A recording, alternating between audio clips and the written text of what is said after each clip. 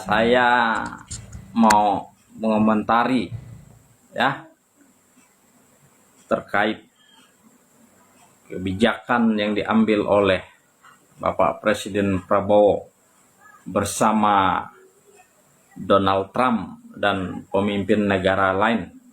Saya coba membandingkan dengan pemimpin sebelumnya, baik dari Soekarno, Soeharto, B.J. Habibie, Mega, SBY, Gus Dur, Pak Jokowi, dan Bapak Prabowo Subianto. Nah, menurut pandangan saya, ya, salah satu atau bisa dikatakan satu-satunya presiden yang tidak bisa dikendalikan oleh pemimpin negara manapun, ya, bahkan ditakuti oleh pemimpin-pemimpin negara, yaitu Bapak Presiden Jokowi Dodo. Kenapa saya katakan demikian? Meskipun dia nampaknya pendiam, tidak banyak bicara, tetapi beliau adalah presiden yang tegas, tidak kompromi. Ya, buktinya apa? Ketika Tiongkok atau China mengklaim ya salah satu pulau Natuna, beliau langsung pasang badan untuk menghadapi pemerintahan Cina yang ingin mengklaim ya pulau Natuna sebagai milik mereka.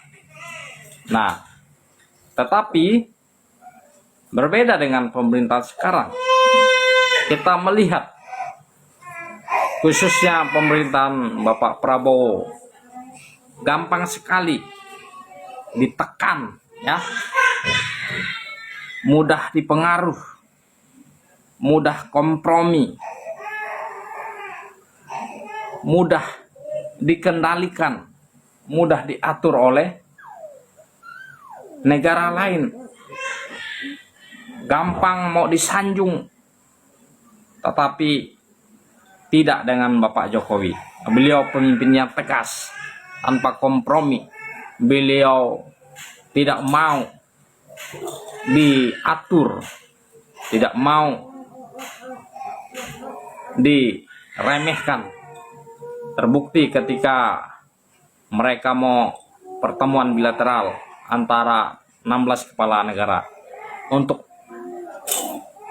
menandatangani MOU, kesepakatan, Pak Jokowi tidak setuju dan pada akhirnya semua bubar. Nah, inilah kelebihan dari Presiden Bapak Jokowi, tidak bisa dikendalikan, tidak bisa diatur oleh pemimpin-pemimpin negara manapun.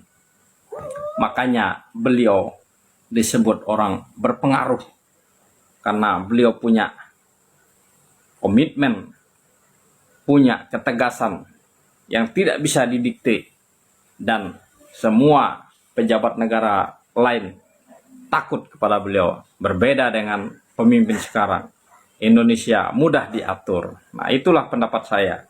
Silakan teman-teman memberikan pendapat dengan komentar yang positif.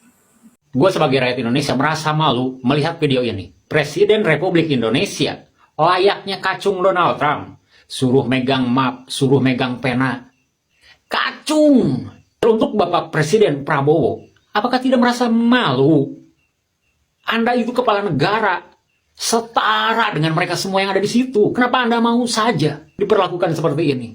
Dari video ini aja, kita udah bisa menyimpulkan apa sebenarnya niat Trump. Ingat loh, Bapak itu seorang presiden, marwah Bapak sebagai kepala negara Republik Indonesia dipertaruhkan di situ. Kami aja rakyat Indonesia merasa malu melihatnya. Apakah Bapak tidak malu? Apa yang diharapkan dari seorang Donald Trump? Apa? Hanya kehancuran yang ada.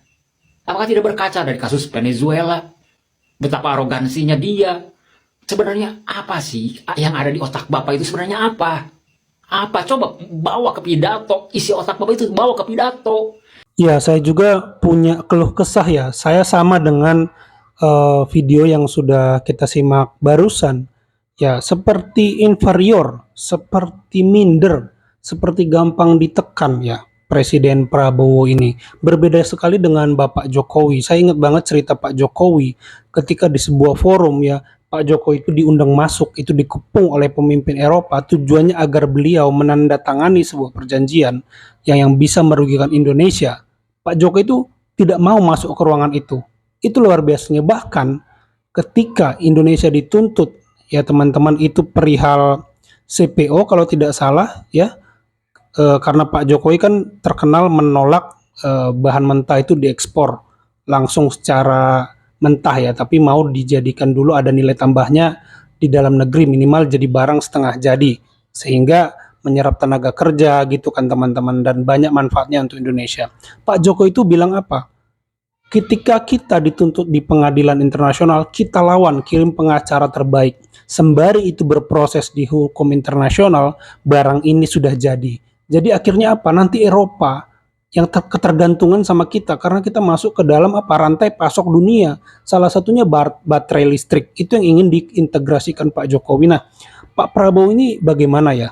Seperti tidak nampak taringnya ya, tidak nampak aksinya yang membuat itu apa ya, kita terpercik nasionalismenya untuk mendukung pemimpin kita. Ya, kita belum lihat ya contohnya reaksi yang begitu reaktif ketika menanggapi tarif Donald Trump. Negara kepala negara lain terlihat biasa-biasa saja ya, karena Amerika itu ya di bawah Trump memang apa ya, manuvernya gila-gilaan, tapi pemimpin dunia lain saya lihat biasa-biasa aja. Sementara Pak Prabowo seperti sibuk sendiri. Akhirnya apa? Ketika perjanjiannya sudah reciprocal, apa, perjanjian antara Amerika itu sudah terjadi, ternyata Mahkamah Agung Amerika membatalkan tarif Donald Trump. Ini kan malah jadi malu sendiri.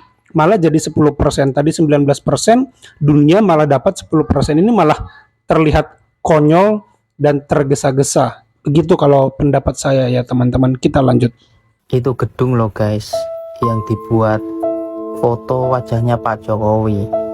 Kadang gua merasa sedih gitu ya, ngelihat setiap kali Pak Jokowi dihujat di negara sendiri.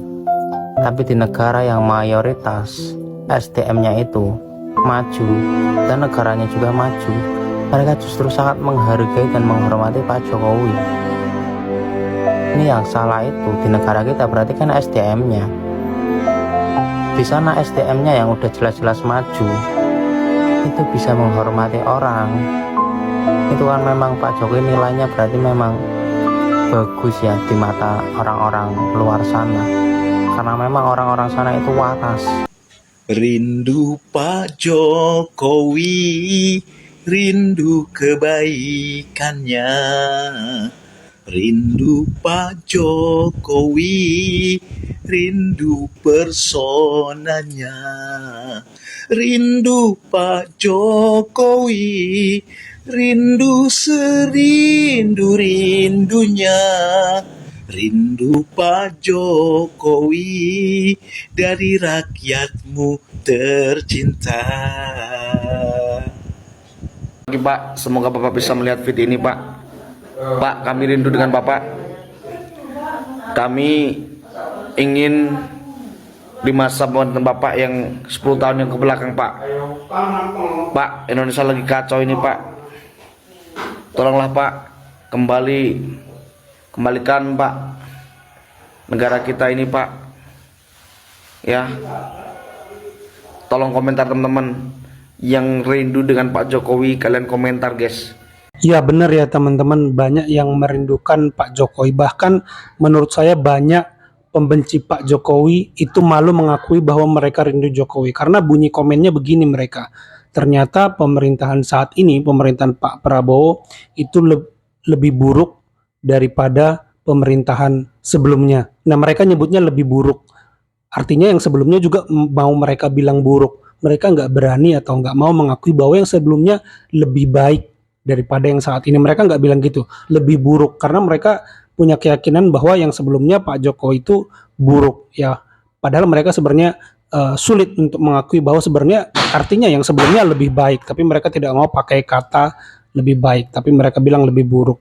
Dan sekarang kita bisa lihat dulu Pak Jokowi bangun infrastruktur di mana-mana, tapi bantuan pangan non tunai ya, bansos, lalu BPJS gratis ya, yang ditanggung pemerintah itu bisa aman ya, berjalan lancar, tidak ada isu-isu bahwa negara ini kan akan hancur. Malah terdengar apa? Kita sering mendengar bahwa pembangunan di Indonesia Timur gencar, lalu upaya untuk melepaskan Indonesia dari jebakan kelas menengah, lalu baterai listrik yang akan diproduksi di Indonesia, hilirisasi, ya begitu banyak lah proyek-proyek besar yang membangkitkan nasionalisme. Nah, dengan Pak Prabowo bagaimana nih MBG terus yang dibahas, tapi kok makin ke sini makin banyak keluhan masyarakat tentang kualitas daripada MBG itu. Dan ingat ya, tidak melulu MBG harus jadi topik utama, karena jangan satu aspek diperhatikan, aspek lain diabaikan. Ini adalah menurut saya tidak bijak.